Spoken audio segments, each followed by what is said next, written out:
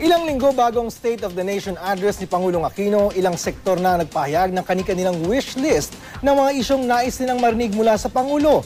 Tanggap naman daw ng Malacanang ang mga iminungkahi. Balitang hatid ni Sherian Torres. Kayo ang boss ko. Isang buwan bago ang taunang State of the Nation address ng Pangulo, kinukonsulta na raw ang iba't ibang sektor para sa lalamanin ng ulat ng Pangulo para sa kanyang mga tinaguriang boss. Ang ilang grupo, tulad ng kampanya para sa makataong pamumuhay, may mga nais daw na marinig kay Pangulong Aquino, gaya ng pagsuporta sa pagsasabatas ng Reproductive Health Bill at Freedom of Information Bill, at ang pagturing sa kababaihan bilang biktima sa prostitusyon imbes na suspect. We're looking at it more from pangangailangan ng mga kababaihan, But and I think just give what women want. Pero ang wishlist ng grupo ni Nemenzo, kontra naman sa listahan ni retired Archbishop Oscar Cruz. Una sa listahan ni Cruz ang tuluyan ng pagbasura sa kontrobersyal na RH Bill, divorce at same-sex marriage bills. Hiling din ni Cruz ang tuluyang pagsugpo sa weteng at ang tuluyang pamimigay ng lupain ng Hacienda Luisita sa mga magsasaka.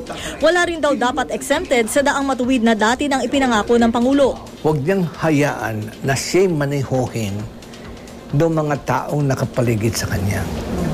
Siya hindi naman, he's not leading, he's being led.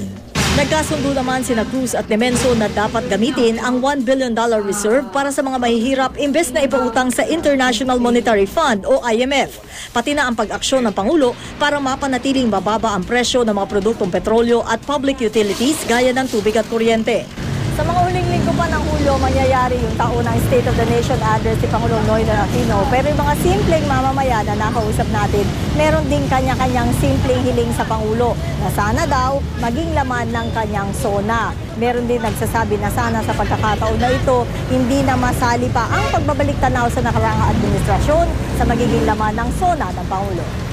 Sana yung presyo ng gasolina, sana stay din ganun lang, hindi natatas para kasi pagka tumataas yung gasolina, nahirapan din kami sa pagbibiyahe.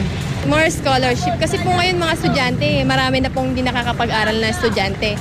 Yung mga mahihirap na hindi napupuntahan ng mga NGOs. Lalo na yun, dapat ang unahin niya. Ang mga suhestyon ito bukas palad daw na tinatanggap ng palasyo. Sa ngayon daw, binabalangkas pa rin ang lalamanin ng SONA. The President has been accessible to suggestions.